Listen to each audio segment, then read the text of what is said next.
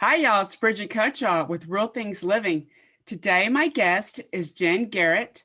She's a leadership expert and branding architect. Can you say hi, Jen? Hi, it's so great to be here with you today. I appreciate you taking the time. I know you're really busy. And we were introduced maybe back a month ago. And I wanted to learn more and share your story because you were throughout your career very focused in the corporate space. And then you shifted. Was it before COVID, or was it during, or right before? I can't remember why you said you shifted to being a leadership expert. Yeah, I shifted and left the corporate world on November 5th, 2019. So right before Oh, all of COVID chaos happened. It had been something that was in the works for a while. Obviously, I didn't want right. to go unprepared, but I did make the jump right beforehand. Maybe that was just an intuitive thing you just needed to do. And I think doing that was I don't know, probably helped you out, right? Figure out what you needed to do going forward because your expertise is helping so many people, right? And it's not just the corporate world, but so many people need your help. Yeah, it was great to kind of I took some time to be prepared before I made the jump. And then that helped me when I made the jump. And then with COVID, having to pivot along the way, it was, last year was an interesting year for all of us, obviously. But for me, I learned a lot about myself. I learned a lot about being an entrepreneur because I had never been one before. And so when I look back at 2020, it's been an incredible journey. It's been an interesting one. It's been a frustrating one in some days, right? That's the life of an entrepreneur. But it's been amazing in how much I've grown as a person and as a business leader. And I think we all have learned something about ourselves. Like you said, we all have, Mhm. to me, at the positive, try to look at the good and we reflect on what we're learned from it and how to go forward because change is always happening. Yes. And it just sped it up for more people. You had said you'd planned to do this for a while anyway. So what Yes. made you do that? I mean, what made you want to get out of the corporate world to begin with? Yeah, that's a great question. So I spent 20 years in corporate America, loved it. I always thought I was going to be in corporate America, be a ladder climber, and had a great career. But there was something that happened that changed all that. And what that was my dad passed away very unexpectedly. And at that time, when you lose anybody that's, an important member of your family, of your life, you take time to reflect and think about what's important. And what I realized from my dad's passing was the world keeps moving, whether you're there or not. And so, what is it that you want to leave behind when you go? And so, I started thinking about, I've been building this corporate resume, which was great, but what else was there besides that? And so I had published my book, Move the Ball, a few years beforehand. And people over time started to gravitate to this move the ball concept. They were hashtagging move the ball in posts. They were reaching out saying, Jen, I moved the ball today. And I was like, well, wait a minute. That's Maybe I have something. Yeah. And so I thought, this is what I need to be doing is focusing on this movement basically that I've been creating. And so I decided that one day I would go off and do that. But I had never been an entrepreneur and I'm going to have an MBA. I worked for Fortune 50 companies. So like intellectually, I'm like, yeah, I know how to do this. But still, you need to prepare. Like, again, not being an entrepreneur, I wanted to learn, right? What are people right. doing out there? How are they getting exposure, making a name for themselves? So I took some time to get some more information and to learn things that would help me accelerate my progress and not make mistakes that some people make because they're not prepared. Right. And that's what it is. It's okay to make mistakes, but you don't want to make them too big and then, right. Does that make sense? And then you're going to like step back and have the fear of not even doing it again. And moving the ball. I like that aspect of it because otherwise you're going to be static, right? You're not going to grow. And I've learned a lot, in my years, and I'm not at the level as you are moving the ball, but I think but it's been fantastic what you're doing. And also I see that when I see move the ball, I see it has a athletic perspective. So, right? Did you pick it because you like sports or? Yeah, that's a great question. So I've always been a sports girl. It's been my thing. I followed football ever since I was a kid. And so the book itself was all about football And how do you take football principles and American football and apply them off the field to be successful in business and all of life? And I started doing these speaking events in companies, and I worked for GE at the time, who was fantastic. They let me do a lot of things within the company. But a question they asked me was, well, Jen, how do you deal with a global audience? People that don't necessarily know football. And I was like, oh, it's a great question. So then I ended up kind of taking it up a notch and say, okay, Move the Ball isn't just about football, but it's about the competitive athlete mentality and how that ties to leadership and success.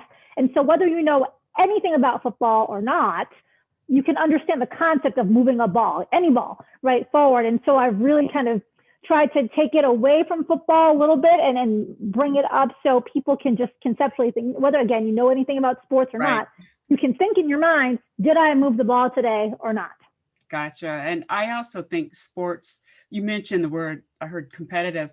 I think people who have been involved in that, they learn to work as a team better.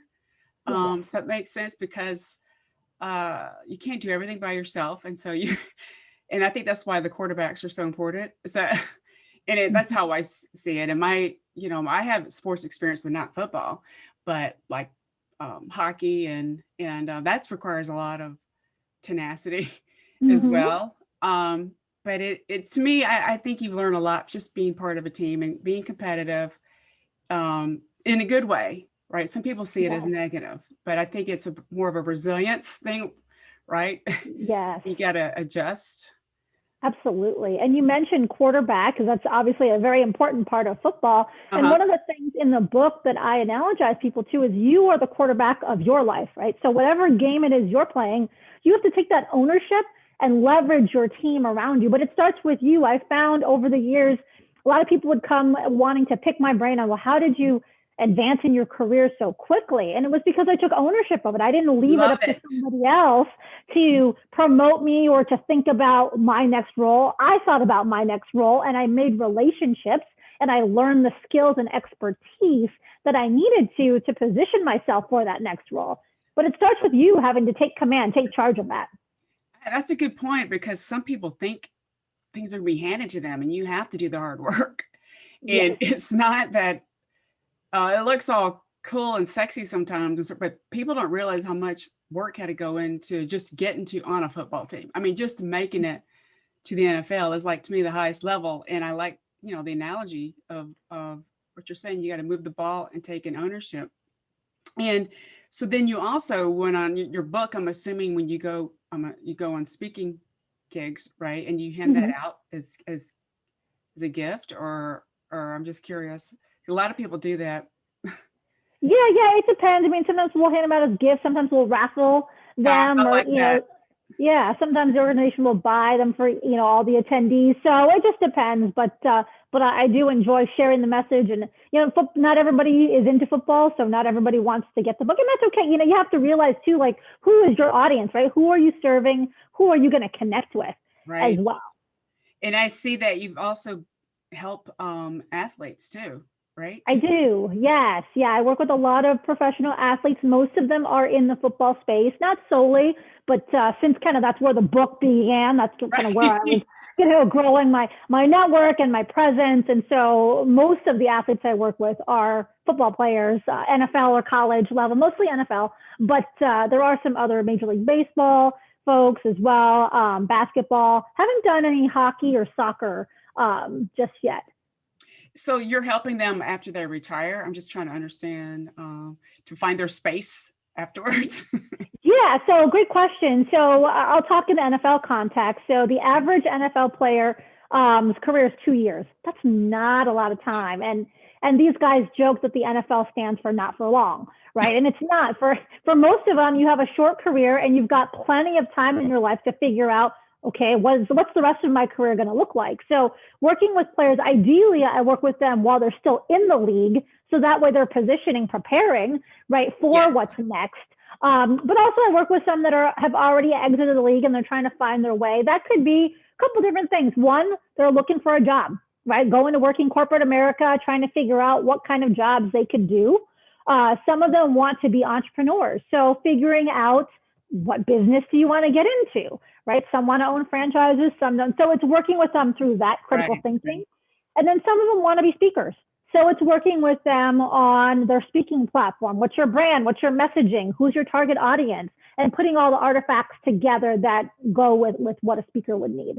Wow. And I'm sure it's really hard too to make that transition from a professional athlete. People think it's easy, but I'm sure it's not. And yeah, you're helping them how to apply what kind of skills they have, which they've learned, and apply it to the future business aspect possibly. Right, because it's a struggle for them for a number of reasons. One, sometimes it happens sooner than they want. So they struggle with that because they feel like they have more to give on the field, right? But unfortunately, there's just not opportunity for them. So that is difficult. Also, there's this identity that they have formed by being a part of this team. Their whole life has revolved around football and the team they're playing with and the camaraderie and the structure. That's the big thing, is the structure. So they're told when to wake up or not, or when to show up places. You got to be at practice a certain time, what you wear. So you have all that. You have a coach that's talking to you all the time about what you need to improve on, giving you feedback, and then poof, it's all gone one day. And you're right? on your own. and you're on your own. And so then it's like, well, now what do I do? So there's that, transition from this one structured life to very unstructured. And so a lot of people struggle with that as well. And then the last part is figuring out what skills do they have that really translate into, the regular world. Same thing with the military. There's a lot of parallels between the military and professional athletes as they transition. Yeah, I'm a military brat. So I understand it. I mean, it's amazing what people who aren't a part of a military family, what they're involved in, because it's a lot of pressure, on the parent usually that's in it. But yeah, it's just really, interesting what we're dealing with right now. And I think what you're helping people realize is like the vulnerability of people, right? Mm-hmm. Is that, and people try to hide things, and then it's so important to be open and transparent. That's the only way you're gonna maybe get some help, right? And that's Absolutely. what you're providing. Yeah, I mean, you have to be vulnerable. You have to be open, right, and transparent, so that way you can have these conversations to figure out what is it that you want to do and what's your game plan to be successful beyond sports or beyond the military service. So I'm a military service member myself. I'm an Army judge advocate, so I'm an Army lawyer still serving in the National Guard. Great. So I work with a lot of service members too that that are transitioning as well. Yeah, that's a hard thing too when they come out of the military. What they have a hard time with that too. What are they going to do with those skills? Right. And that's the big thing, is there's a lot of great skills that they have, but the problem is because the application of it was so unique, they don't see the transferability. And so when I work with them, it's like, you have all these are things that you did. It was just in this domain. These things are still applicable in another application. And then the light bulb clicks or goes on and they're like, oh, I get it. That is so important what you're doing. And they, like you said, the light bulb, and they also too need to take ownership and not just rely on someone handing them anything. I mean, I'm just really happy that you're doing that. I didn't know you're doing the military stuff. I think that is great, because I see just because I'm from, the military family, a lot of pain that they have to deal with. Pain, maybe that's the wrong word, but it kind of is. And what they've struggled with. And it was, I don't know, it's very cool what you're doing. And you also mentioned the branding architect. So that's mostly for the businesses leaders, I'm assuming. Yeah, so the branding side of it is more for people that are trying to manage their personal brand, whether they are looking to market themselves in the job market, right? It's okay. Let's talk about LinkedIn, right? LinkedIn is a great platform where everybody's on. So are you positioning yourself in the most effective way to get noticed for people? Do you have your resume, just as an example? These are for people that are job seekers specifically. Also, branding for businesses that are looking to enhance their brand and gain exposure and grow their revenue. So I work with some companies on that and some products and how to properly brand them. And then the last part is for the speakers that we talked about before, is getting their brand around their speaking portfolio, their speaking business in order. And you mentioned LinkedIn. That is so different now. I don't know how long I've been on there, but it's changed a lot the last couple of years. And I've had, Yes. tweak my profile just to try to get people to find me for business opportunities. Right. Yeah. Yeah. I don't even want to say my resume, I'm sure, is really very, very outdated if I ever had to, because that's why it's important. You're like an expert to help people figure out what companies are looking for and how to apply those skills. And you definitely have a huge variety of experience, and it's very, very valuable. And so now that you're on your own, have you Mhm. had, I'm sure you had a lot of challenges. We'll go ahead and jump back to 2020 again. You're a mom, right? I'm sure that was Yes. difficult to deal with. But I think parents had it the hardest. I really, truly do. Yeah, so I have 5 kids, single mom. Yeah.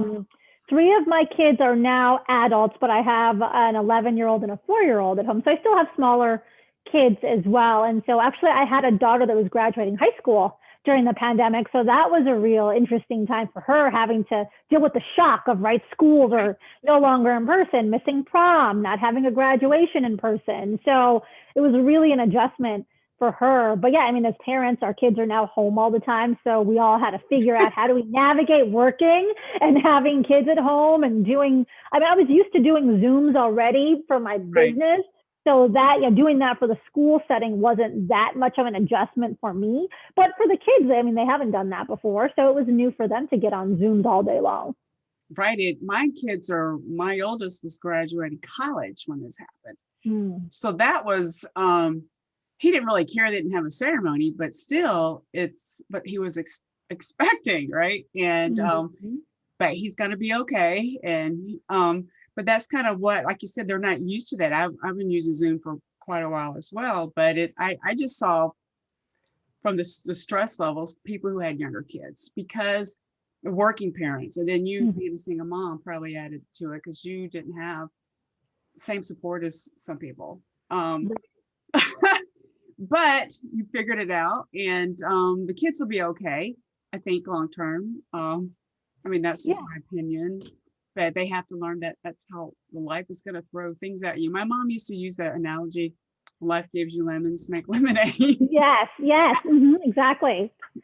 And Yeah, and I so, mean, I think it was, yeah, this is a good exercise for them. I mean, hopefully we never have something on the scale yeah, again in our lifetimes, but it's about pivoting and adjusting and adapting. And, you can control what you can control and just have to figure out how to deal with the rest. So I think it teaches kids an interesting life skill, right, that they'll be able to take. And maybe they won't appreciate it so much depending on how young your kids are. They're just kind right. of, because when you're a younger kid, you just go with the flow anyway. But as you are older, if you're a high schooler, I'm sure you're going to remember what it was like more to have to do this adjustment.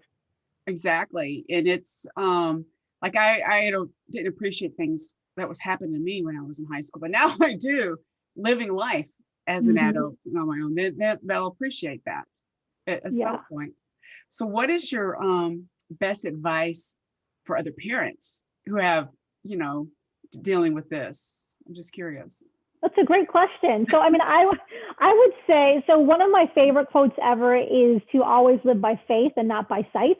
And so, Okay. meaning whatever is going on in the day to day, like it's okay. Like, don't let that discourage you. You take it one day at a time, right? But have faith that things are going to work out. And look, I'm a single parent. It can get frustrating. Whole things you could feel like your whole world is crumbling because something happened that day. But don't get so discouraged and caught up in that day.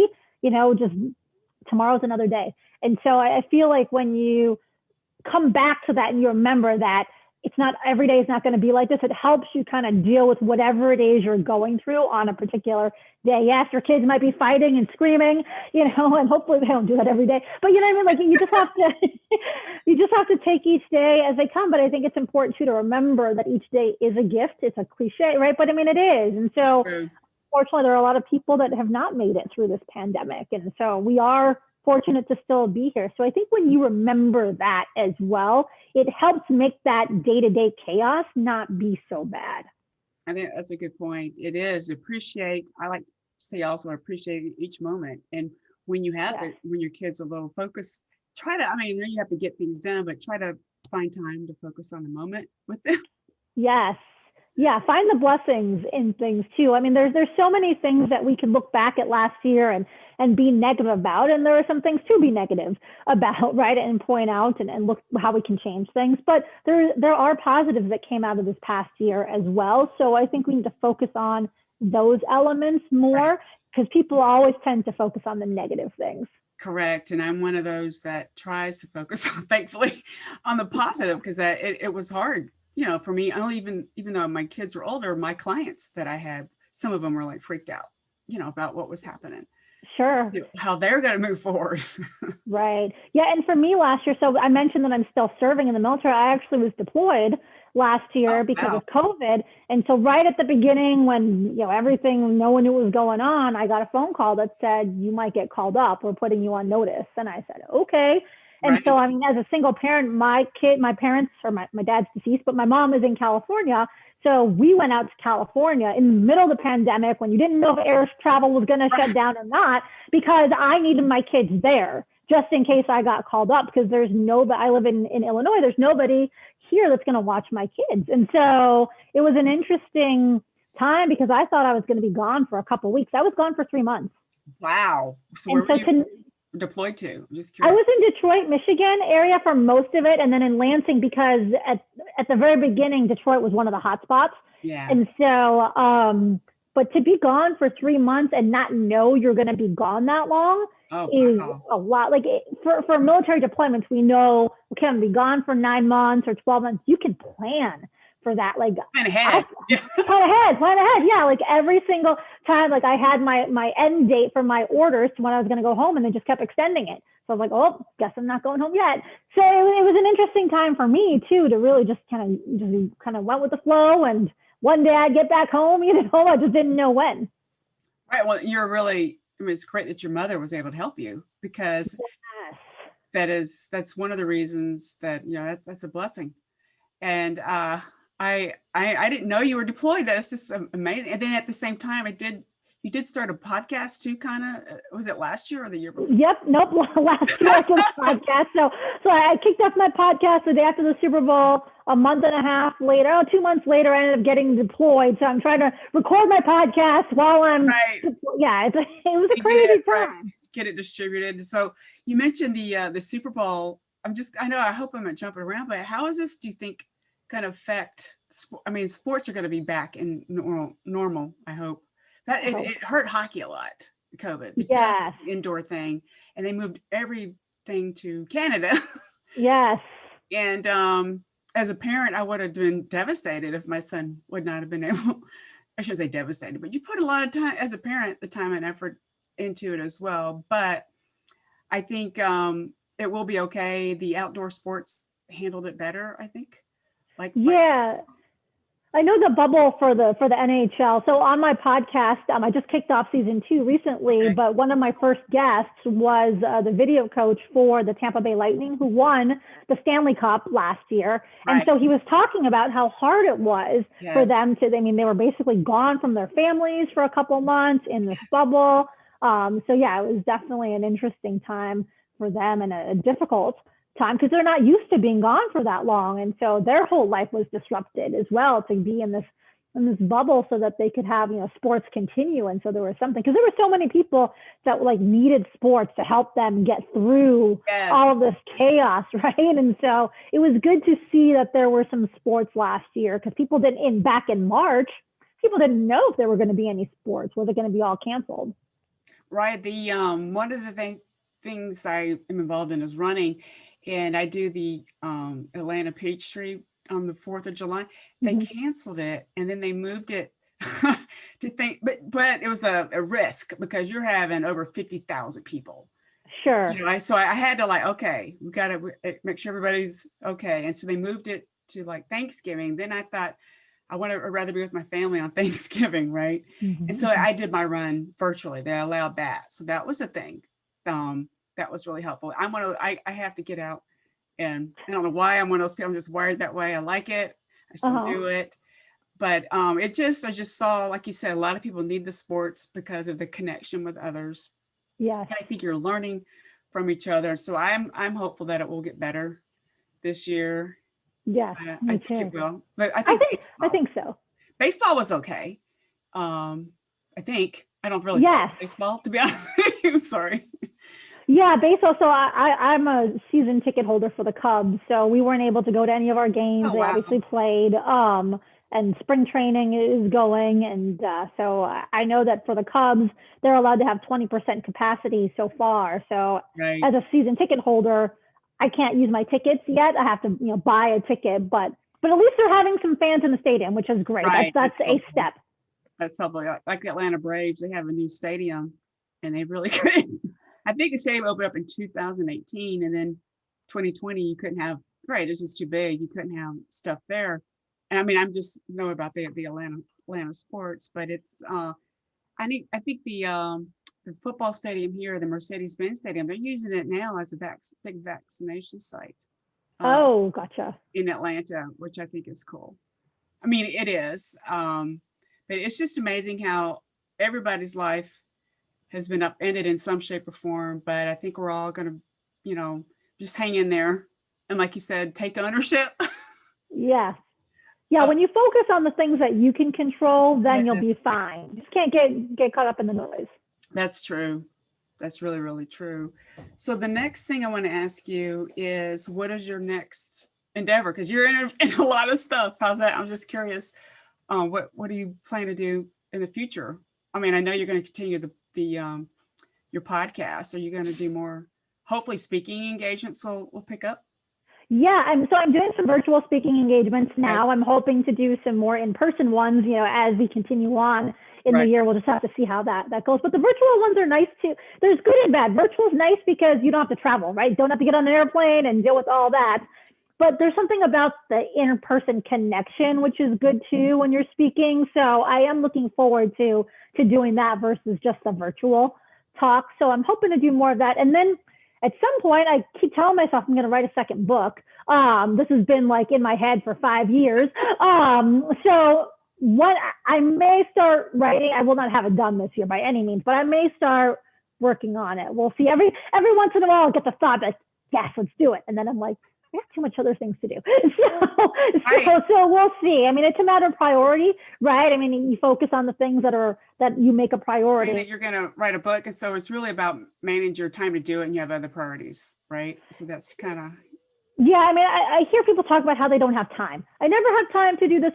Well, the reality is you haven't prioritized those things so that you're making the time for it. It's not that you don't have the time. It's just that your priorities are elsewhere. So for me with the book, it has not been something that I've placed a lot of importance on right now. I think there's a time and place where I'll do it, but I've got some other things that I've been busy with, like the podcast and speaking and some other projects. So I will write that second book, but it might be a little bit before I get it done. And you have kids too, right? Yes, that's right. I have kids. Yes. It's a blessing, to be honest with you. So I just think it's really good that you're putting yourself out there. And I like the vulnerability that you shared today. And I think you're a good role model for other mothers. I think it's really good. And you're helping our country, right? Seriously. Yes. Thank you. I think it's really good. So where else can people learn more about you? Yeah, I have a website. It's got a sports reference to it, but it's www.getinsidethehuddle.com. Okay. And so for people that know football, the huddle is usually what the team gets into. They huddle up before many plays on the field. And so yeah, check me out there at getinsidethehuddle.com. I'm on LinkedIn. If you just search the hashtag move the ball, you should find me and all the content I post. Now the social media stuff out there. I think it's so great what you're doing, and you're inspiring so many other people, especially women. Thank you so much. Well, thank you. That means a lot to me. And then I will write, just those that are listening, I'll have the URL in the write-up for the summary of this podcast. And thanks again, everybody.